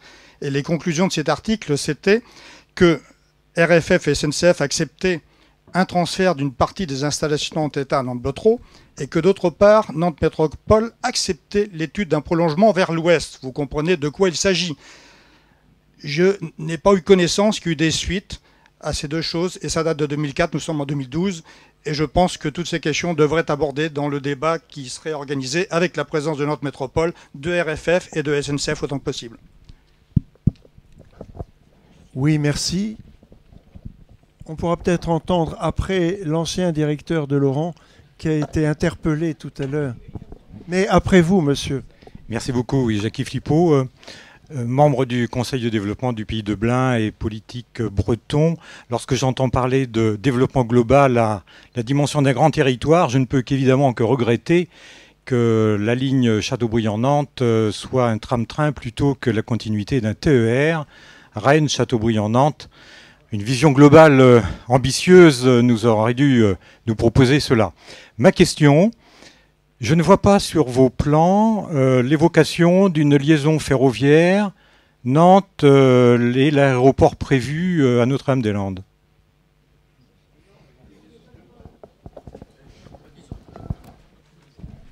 Oui, Bernard Fourage, oui. Desserte. La desserte de Notre-Dame-des-Landes par un raccordement sur la ligne Nantes-Châteaubriand au niveau de la Chapelle-sur-Erdre ne nous paraît pas viable. Hein. Nexus, on voit mal une clientèle, on a le plan là, venir de Châteaubriand, de Rennes, Châteaubriand par le nord déjà, à la Chapelle-sur-Erdre, et puis prendre une correspondance, on le voit très mal ça. On n'aura jamais une clientèle de masse de cette façon. De même, venir à Nantes-Orléans là, pour ensuite décrire une grande boucle touristique autour de Nantes et puis aboutir après 40 minutes dans le futur aéroport, non, on ne voit sûrement pas une clientèle de masse. Et on est tout à fait d'accord pour une fois avec Jacques Oxiette qui l'a dit que c'était vraiment un projet qu'il n'y avait pas à maintenir. Alors de même, également pour ce qui concerne la desserte dont il parle un petit peu de l'aéroport, avec une nouvelle liaison Nantes-Rennes qui passerait par Notre-Dame-des-Landes, soit environ 100 km à 15 millions d'euros du kilomètre. Il n'y a absolument pas sur cet axe-là un trafic suffisant qui permette d'imaginer de faire une liaison rapide à ce coup-là. Absolument pas. Donc je rassure les concessionnaires de Notre-Dame-des-Landes, ils auront des recettes parking pour 50 ans. 50 ou 55 ans. Et bon, ce qu'il y a de regrettable, c'est que la SNCF et RFF sont pris au piège. Leurs clients, c'est la région des Pays de la Loire. Donc, ils sont obligés de composer. Oui, on va regarder l'affaire, on va regarder le sujet. Ils vont faire même des dépenses d'études là-dessus. Et ils ne peuvent pas exercer leur franc-parler. Voilà pour, je pense avoir répondu là-dessus. Et autrement, pour ce qui est la desserte, par contre, de Nantes Atlantique, on l'a dans le cadre d'un plan B. On peut vous le montrer. C'est du ferroviaire. Et puis, de toute façon, Nantes Atlantique ne se ferait pas. Il y aurait quand même toujours EADS et puis un tas d'industries. Ou bien, on peut vous montrer le plan B, grosso modo. Le plan B, non, on commence B. Oui, alors, c'est un plan B en cas de renoncement au projet NDL. Pour endettement record du pays. Mais là, on n'est pas inquiet. On sait que la santé économique de la France est exemplaire. En cas de décision de réorienter des dépenses au bénéfice de la recherche et de la production sur place, ou encore une application, on dirait, tiens, tout d'un coup, on va appeler l'article numéro 2 de la loi sur le Grenelle d'environnement numéro 1. Alors, qu'est-ce qu'a dit cette loi? La création de nouveaux aéroports sera limitée au cas de déplacement de trafic pour des raisons environnementales. Nous, on est désolé si, pour des raisons environnementales, entre une optimisation de Nantes Atlantique et un autre aéroport, il n'y a pas photo, quoi. Il faut beaucoup mieux, au point de vue environnemental. Voilà, c'est ça. On va pas relancer le débat sur Notre-Dame-des-Landes. Je vous ai dit, on va passer la parole au fond de la salle à monsieur le directeur de Laurent, honoraire. Bonjour. Je suis extrêmement heureux quand on me traite d'ancien quelque chose. Alors je vous remercie de tout ce que vous avez dit parce que ça m'a rajeuni. Vous voyez ? Oui, parce que le réseau, je ne sais pas si vous avez gardé ça à la fois dans vos mémoires ou dans vos dossiers, le réseau express, districal et départemental concrétisait tout à fait tout ce que vous voulez nous présenter et nous démontrer, c'est que la force qu'avait cet agglo, je dis qu'avait cet agglo qui était son réseau de voies ferrées et l'étoile ferroviaire, et deuxièmement l'utilisation des infrastructures des infrastructures existantes. Bien. Ce combat a été merveilleusement, enfin je parle du mien, a été merveilleusement perdu, puisque à chaque fois qu'on disait il y a une voie ferrée, elle était encore plus vite enlevée après qu'on ait prévenu. Par un jeu subtil de tous les acteurs, à la fois de ceux qui disaient « ce n'est pas de ma compétence », vous comprenez, c'est bien sur mon territoire communal, mais ce n'est pas de ma compétence, c'est etc. Nous avons vécu aussi, alors je pense que l'association Nexus s'est créée quelle année? Quelle année vous êtes créée? Ça fait un peu plus d'un an. Un peu plus Ouf, je n'étais plus directeur depuis 2 ans. Parce qu'autrement, vous seriez venu nous voir et on aurait eu des fonds de plan, des choses, vous savez, il doit y avoir à Laurent en ce moment au moins 150 pages sur comment faire une station sur la Petite Hollande.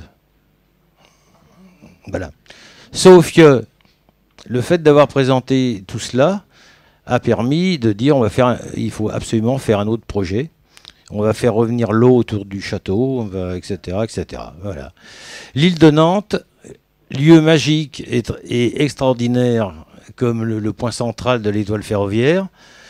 Une fois qu'on a bien démontré ça, tout le monde s'est aperçu qu'il fallait surtout urbaniser ces endroits-là, vous voyez.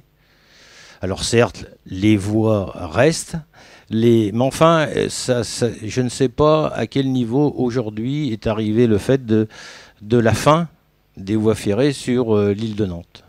Bon. Donc tout ça pour dire, je suis très heureux que l'on m'ait repéré comme ancien directeur. Je vous propose d'aller à Laurent, dont je ne suis plus directeur, et vous trouverez de magnifiques archives. Et ce sont des archives extrêmement vivantes, puisqu'il y a encore des projets qui n'avaient pas plus de 5 ou 6 ans. Mais au fur et à mesure, on les voit. Bon. Et je vous dirais que lorsque j'ai pris... Vous voulez que je vous raconte ma vie, puisque 4 fois de suite, on m'a dit qu'il faut que le directeur prenne sa...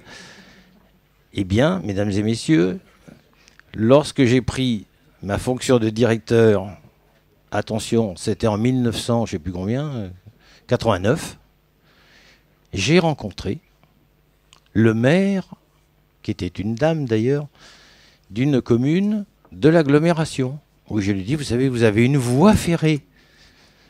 Là, il faut absolument la garder.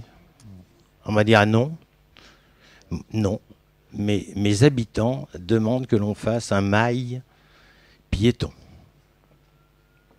Et d'ailleurs, on lui avait signalé un autre endroit. Elle a dit, bah, vous faites bien de me le dire, parce qu'on va faire un deuxième, comme ça, mail piéton. J'avais déjà enregistré ma première défaite sur la voie ferrée. C'était une voie ferrée qui existait sur 500 mètres. Alors, vous allez me dire, mais qui était encore en lien avec d'autres... Voilà. Et puis, je pourrais vous raconter aussi des anecdotes sur l'île Beaulieu, où à chaque fois qu'on découvrait une voie ferrée, cette voie ferrée disparaissait le plus vite possible. C'est gênant pour les aménageurs. Ça n'a pas été, alors peut-être ça va changer, mais ça n'a pas été considéré depuis 15 ans comme un outil d'aménagement. Voilà. Vous en voulez encore d'autres, des anecdotes, des histoires, des... Enfin, allez à Laurent, il y a des archives, il y a des dossiers, et ils seront tout neufs pour vous. Oui. Monsieur Payou me passe le micro, j'en profite. André Arbroto, donc conseiller de développement et puis ancien agent de Nantes Métropole. Je voudrais d'abord dire d'entrée de jeu que je ne suis pas opposé sur le principe même d'une station à Malakoff. C'est même une assez bonne idée. Mon but, enfin, ce à quoi j'ai toujours cru et ce que je crois encore, c'est valoriser à fond l'étoile ferroviaire nantaise, les 6 branches de l'étoile. Tout à l'heure, le professeur Renard disait qu'on a pris du retard.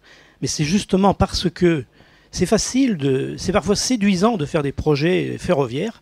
Beaucoup succombent à la séduction, y compris parfois les élus. Et après, on s'aperçoit qu'il y a des gros écueils en matière d'investissement d'abord, parce que c'est des choses qui coûtent extrêmement cher. Et puis après, en matière d'exploitation, parce qu'on ne fait pas ce qu'on veut sur le réseau ferroviaire. Il y a des intervenants qu'on appelle, nous, les ferroviaires dans notre jargon, qui s'appellent SNCF et RFF, qui ont beaucoup d'autres circulations et qui nous imposent des conditions, des sillons, comme ils appellent ça, qui ne sont pas forcément ce qu'on souhaitait avoir à l'avance. Donc, une station à Malakoff, oui, pourquoi pas, pour desservir l'urbanisation dans ce nouveau quartier, ça peut être une excellente idée. Et il y a d'autres points dans l'agglomération qui mériteraient peut-être d'avoir d'autres stations sur l'étoile ferroviaire. Mais il faut s'accrocher, vous l'avez dit, je suis d'accord avec vous là-dessus, sur la sauvegarde de l'étoile ferroviaire, ça rejoint aussi ce qu'a dit Jean-Yves Payou. Il faut utiliser à fond l'étoile ferroviaire pour la valoriser en transport urbain et périurbain, première, deuxième et troisième couronne. On peut créer des stations, Malakoff est une bonne idée, mais après, attention surtout à l'utopie en matière d'investissement et à l'utopie en matière d'exploitation. Merci, un commentaire là-dessus rapidement. Micro. Brièvement, parce qu'on parle coût, là, un petit peu. Oui. Alors le coût, mais c'est important. par rapport au projet actuel, là, à la louche, on voit un peu ce que ça va donner. Et je vais vous donner il y a la station, un équivalent de ce qu'on pourrait faire, hein, avec le coût de ce qu'on... Alors, d'une part, vous avez vu qu'il y avait l'économie complète d'une ligne de tramway. Hein, c'est déjà 60 ou 70 millions qui tombent dans l'escarcelle. Hein. Il va falloir trouver des endroits pour dilapider ailleurs, inconnus. Ensuite, bon, par rapport au projet, on pourrait faire Vous montrez le tracé plutôt. Le tracé.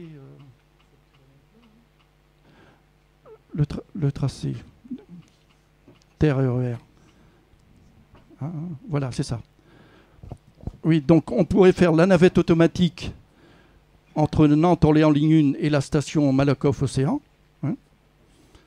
On pourrait faire au-dessus, la promenade piétonnière et cycliste qui va de Nantes, Orléans, Malakoff-Océan, Belvédère, Bord-de-Loire.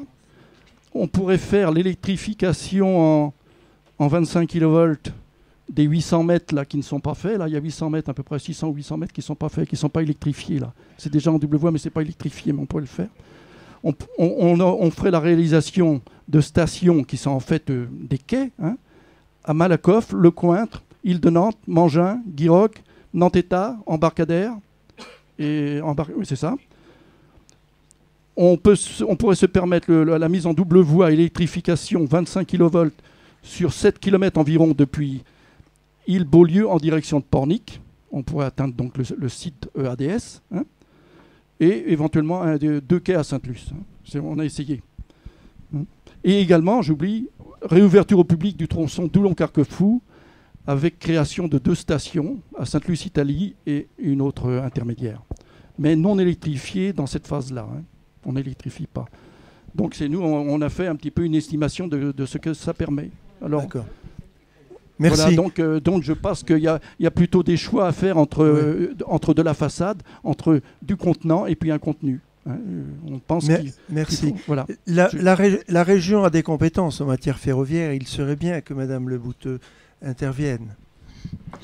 Oui, Geneviève Le Bouteux, conseillère régionale. Alors, je ne fais pas partie de la commission transport. Et je suis d'Europe Écologie Les Verts. Donc on est sur le thème des transports. Nous sommes fréquemment en opposition avec nos collègues.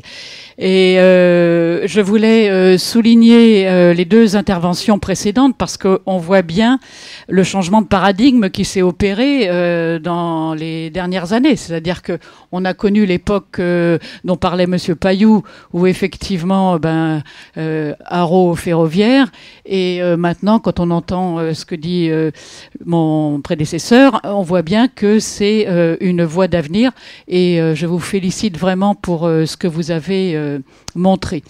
Donc, en tant que conseillère régionale, moi, je vais essayer de faire en sorte que vous soyez entendus par la commission transport au conseil régional et d'exposer. Alors, je ne sais pas si je vais avoir gain de cause, mais en tout cas, je vais tâcher.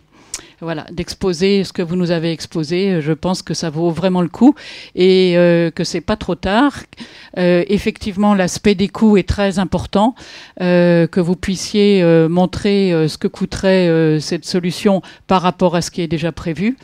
Et quand on parle d'utopie, de voir de quel côté se place l'utopie. Parce que quand on entend qu'autour du projet de Notre-Dame-des-Landes, il faudrait construire toutes les voies ferrées qu'on a imaginées, le pont sur la Loire, etc., on n'est pas sorti de l'auberge non plus. Voilà.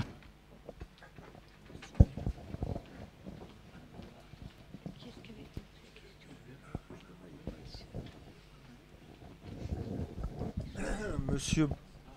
Ah, il y a eu interception en vol. C'était l'autre d'abord, mais après ce sera monsieur. Si vous voulez bien donner la parole à monsieur Brouard d'abord, merci. Charlier. Jean-Claude Charlier, Conseil de développement.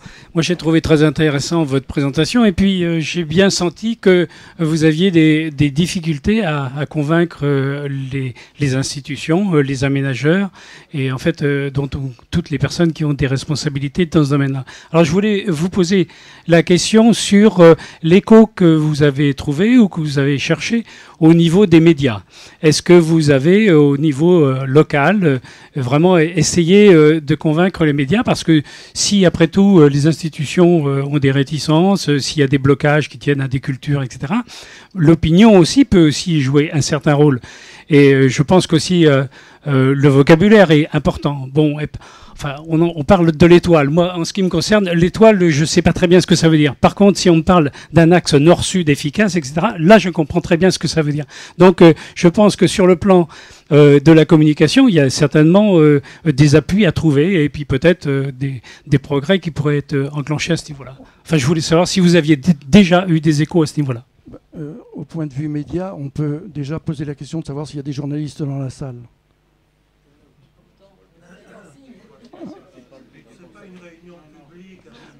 Non, attention. Non, mais on a fait l'information assez large, très très large.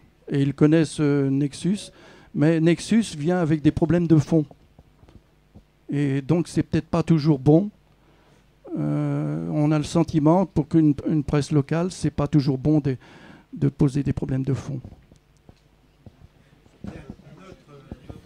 Donc, c'est pas facile. Hein. On est en zone de... C'est vraiment pas facile. Bon, je me présente, je suis lycéen, président de SLU-PCV. Donc nous, on est sur un autre sujet qui est le problème du chronobus. Bon, par contre, quand vous parlez de la ligne qui va à Carquefou, quels sont les arguments qu'on vous donne pour ne pas l'ouvrir? Je sais pas, au moins, quel argument? Je crois que c'est en train d'évoluer dans le bon sens, il me semble. Quelle bonne nouvelle, monsieur. Mais j'ai aucune certitude. Hein. Il faut absolument que vous preniez rendez-vous auprès de la RFF et SNCF. On est prêt à vous accompagner. Non, parce que quand on parle avec les gens de Nantes Métropole, actuellement, c'était non. Quand on parle de parking, quand on parle de communication entre les différents modes de transport, que ce soit les bus, les chronobus, les voitures, les trains, on a l'impression, et avec des gens qui pourtant ont publié dans le temps des études dans lesquelles ils parlaient de communication de tous les modes de transport. Comme on n'arrive pas à comprendre que si notre gare à Sainte-Luce n'est pas faite, on comprend très bien qu'il y a des problèmes techniques, qu'on n'est pas capable de la localiser. C'est-à-dire qu'on va la localiser le jour où tout va être urbanisé et on ne pourra plus faire de route pour accéder à la gare. Et aujourd'hui, on n'arrive pas à avoir de réponse de Nantes Métropole. Bon, je ne parle pas du maire, parce que le maire, il est en dessous de tout. On pose des questions par écrit, oralement. On a quelques embryons de réponses quand on est 500 personnes dans la rue. Vous parlez de parking autour, je dirais, de l'Étoile, pour le réseau ferroviaire. Je ne vous cache pas le combat qu'on a pu mener pour avoir 2 parkings à Sainte-Luce pour le chronobus. Merci. Prolongement. Alors, Sainte-Luce, vous êtes les premières victimes, collatérales de l'agencement des projets des gens, des politiques de la région des Pays de la Loire, globalement. Ils ont 3 projets. Ils ont 3 gros projets. Ils ont le projet d'aéroport de Notre-Dame-des-Landes. Ils ont le prolongement de la LGV, le prolongement d'une ligne à grande vitesse entre Rennes et Nantes, et le prolongement de la LGV entre Sablé et Nantes. Ils ont 3 projets. Alors votre malchance, c'est qu'ils n'ont pas su les mettre dans le bon ordre. Vous voyez, parce qu'ils faisaient déjà le prolongement de la LGV qui est inévitable. Eh bien, on allégeait considérablement le trafic, si vous voulez, entre Ancenis et puis Nantes. Là. Et de ce fait-là, raisonnablement, vous pourriez disposer d'un TER à peu près toutes les 20 minutes ou un truc comme ça, quoi. C'était très intéressant. Donc, vous êtes les premières victimes collatérales. Hein? C'est triste, c'est comme ça. Hein? Il y en aura d'autres, hein, de ce projet. D'autres intervenants, s'il vous plaît, dans la salle, oui.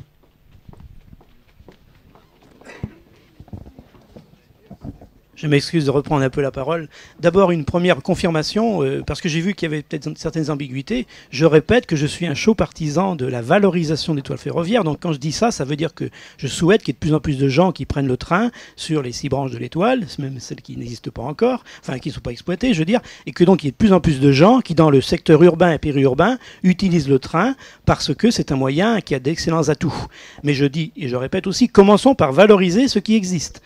En créant, c'est très possible, de nouvelles gares, et là je vous rejoins éventuellement sur Malakoff. Deuxième chose, je voudrais dire une précision, parce que tout à l'heure vous avez dit que ça faisait l'économie d'une ligne de tramway. Alors là je saute un peu parce qu'il faut comparer des choses comparables. Le train et le tramway, c'est pas du tout la même chose. Chacun a ses atouts. Le train a des atouts énormes, notamment en matière de rapidité. Vous avez des gares comme Saint-Sébastien, une nouvelle gare à Sainte-Luce, c'est très proche de Nantes en temps de parcours, Touareg aussi, et ça n'a pas de concurrence dans le domaine des transports collectifs. En revanche, ce n'est pas du tout le même transport qu'un tramway, qui a une fréquence qui n'a rien à voir avec celle d'un train, et donc il ne faut pas opposer des choses qui ne sont pas comparables. Et c'est pas une bonne chose de dire qu'en créant une ligne ferroviaire, on économise une ligne de tramway. C'est des choses totalement différentes, je pourrais parler plus longtemps, mais je tenais à le dire. Madame Le Gall ou Bernard Fourage? Une fois cette ligne, cet axe nord-sud fait, vous pouvez très bien adapter vos transports aux stations offertes et en faire des points de rabattement. Ça n'interdit pas de faire des transports complémentaires, mais là, vous avez une belle colonne vertébrale, et puis je crois que c'est ce qui existe dans les grosses villes et tout ça. Il y a une occasion formidable de faire un axe nord-sud, et je souhaite vraiment, Nantes Métropole, que vous l'exploitiez. Maintenant que le risque de l'aéroport n'existe plus, puisque ça y est, c'est fait pour vous, votre transfert. Donc vous pouvez rétablir cette liaison nord-sud qui dessert ADS là-bas à Nantes-Atlantique. Hein. Vous n'avez plus à avoir peur, il n'y a plus à le cacher, vous pouvez le sortir du tapis. Hein. Enfin, c'est mon opinion. Moi, j'ai peut-être un petit commentaire, si je peux me permettre, sur cette question des coûts. André Herbretot a effectivement dit le tramway et le train, c'est pas la même chose, certainement. Le problème, c'est aussi que c'est pas les mêmes poches. Et que économiser 70 millions s'agissant du tramway, ça ne résout pas le problème de RFF sur la question des lignes ferroviaires.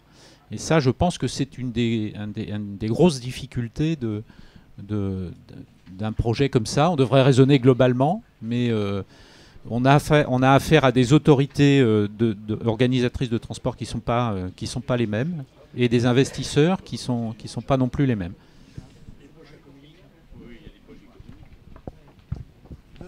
Dans le fond de la salle.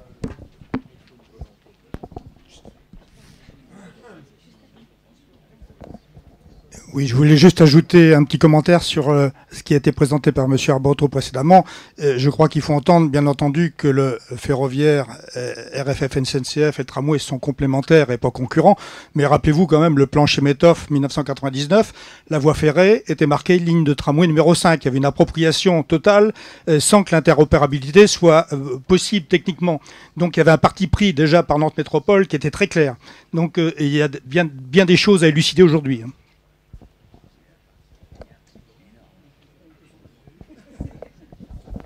Oui, donc Yves Robin pour le Conseil de développement.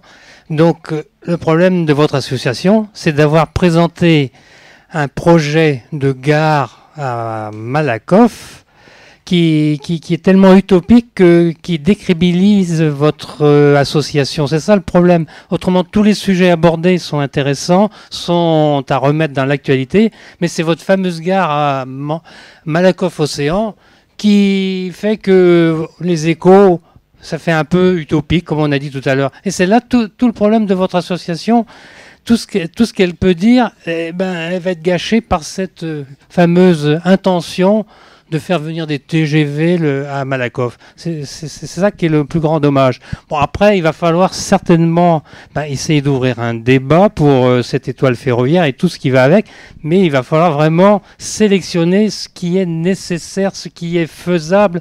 Parce que moi, je pense que la traversée à partir de la pointe de l'île de Nantes pour aller à Chantenay, ça sera à faire par rapport au tunnel. Et donc après, si l'aéroport doit se faire là où il doit se faire, il va falloir utiliser Savenay comme un pôle d'échange multimodal de dessert de l'aéroport. Donc c'est vrai qu'il va falloir, là où l'argent devient rare, faire des études qui sont très, très sensées, qui s'appuient sur du concret. Bon, les projets d'autrui sont souvent des projets utopistes. C'est la seule remarque que je ferai. Ce que je demande par rapport au projet, c'est vrai qu'on parle beaucoup de l'axe nord-sud. Excusez-moi, Nicolas Poineau. On parle beaucoup de l'axe nord-sud, mais on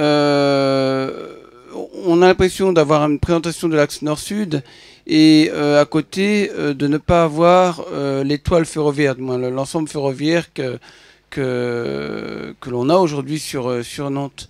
Et je trouve ça dommage de partir de la base d'un axe nord-sud et de développer l'étoile ferroviaire. Est-ce qu'on n'aurait pas eu plutôt à développer l'étoile ferroviaire et après s'appuyer sur un axe nord-sud? Et en fait prendre le projet un peu à l'envers, parce que justement ça aurait permis de mettre ce projet dans un schéma global du périurbain. Et donc le périurbain aussi, ce qui serait intéressant, on voit bien qu'aujourd'hui un grand nombre de citoyens sont demandeurs du développement périurbain. On a vu par exemple l'exemple dans Ouest France à l'automne où quelqu'un notamment de la Chapelle-Basse-Mer demandait une ligne de rabattement sur Mauves, comme ça se fait pour la desserte des villages du Cellier et de Mauves, et les gens sont désireux de cette étoile ferroviaire. On a l'impression qu'il y a une très forte demande du citoyen et que le politique, lui, n'a... Voilà quoi.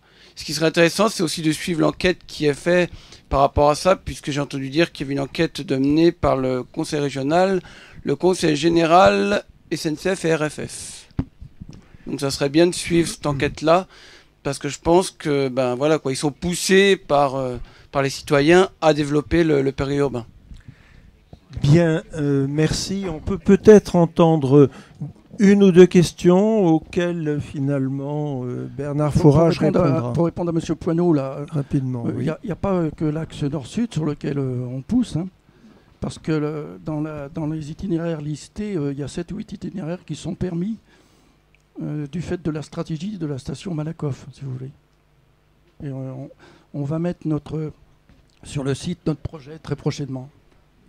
Mais pourquoi on insiste? Parce qu'il y a des travaux actuellement.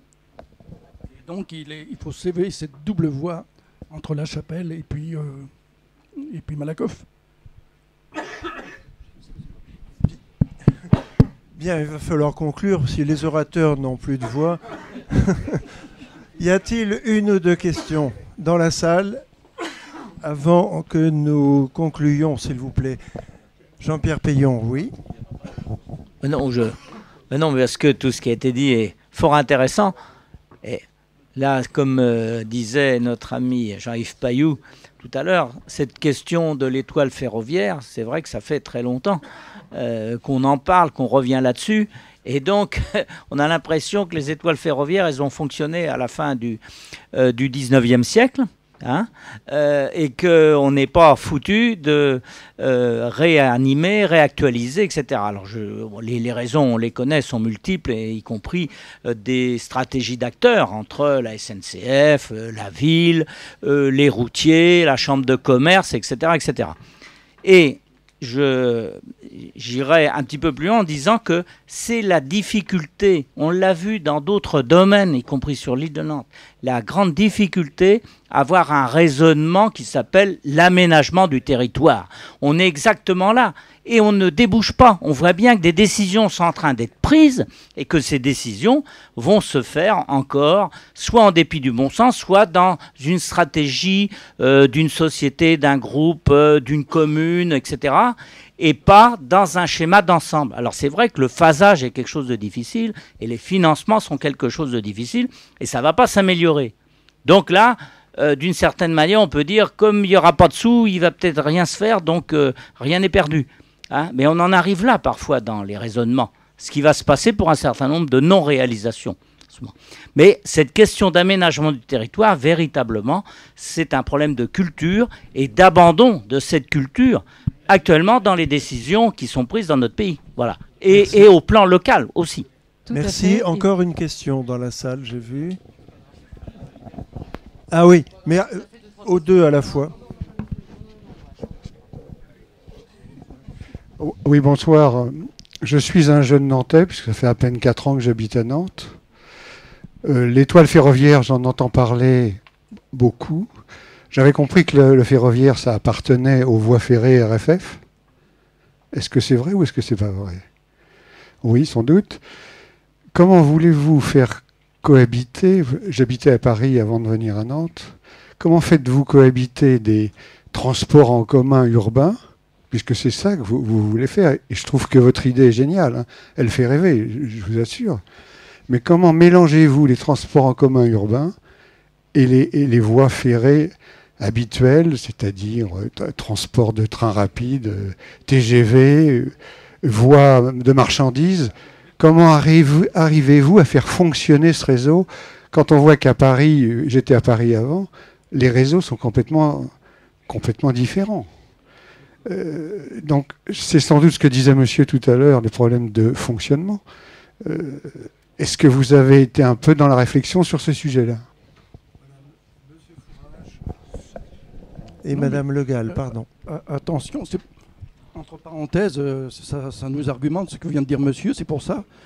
On a actuellement une voie saturée sur Angers-Nantes, et on dit il est grand temps de faire une voie séparée, un prolongement de la ligne à grande vitesse.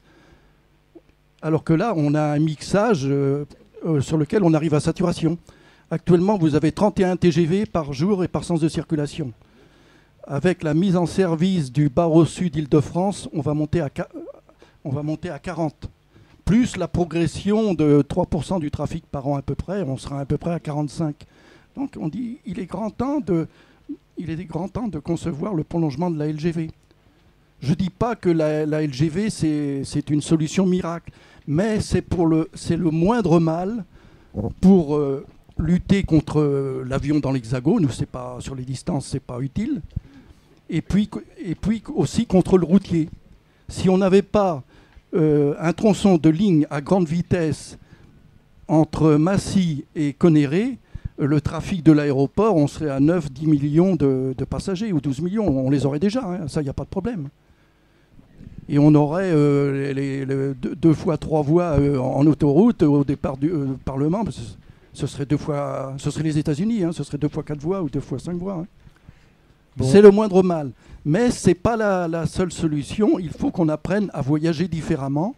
Il faut qu'on accepte un pétrole cher à la pompe et des choses comme ça. Ce n'est pas la seule chose. Mais vous ne verrez pas un politique qui va vous le dire, ça. Hein, le courage, ça n'existe pas. Merci beaucoup. On va donner le dernier mot à Jean Renard, professeur, rapporteur. Je voulais simplement répondre à notre ancien Parisien, qu'ici, au sein du Conseil de développement, depuis déjà de très nombreuses années, nous réclamons en vain une structure unique des transports pour l'agglomération. Et qu'ainsi, on ait un seul interlocuteur et une seule structure, en quelque sorte, qui s'occupe de l'ensemble. Alors qu'aujourd'hui, comme le disait mon collègue Jean-Pierre Payon, c'est un jeu d'acteurs, et c'est ce jeu d'acteurs qui rend difficile la réalisation de ce type de projet. Est-ce que vous voulez dire un petit mot pour conclure? Bien, je remercie le Conseil de développement véritablement pour cette invitation. Et on regrette de ne pas vous avoir contacté plus tôt. Et je pense que vous êtes encore une source de démocratie. On en a la preuve ce soir parce qu'on s'aperçoit qu'entre autres, il n'y a pas de journalistes. Hein. Alors donc... Maintenant, c'est remplissez la surface de la métropole et répandez la bonne parole, si vous pouvez. Le projet sera disponible sur le site, hein, autrement. Et à toute fin utile, je vous signale qu'on a un autre projet qui est chaud, qui est bien prêt, qui s'appelle Prolongement de la LGV, et c'est du même genre de tonneau. C'est de la même, Très bien. Du même cru. Très bien, merci à Madame Le Gall et à Monsieur Fourage pour cette intervention qui nous servira certainement pour nos propositions dans le cadre du projet 2030. Voilà, merci à vous, bonne soirée.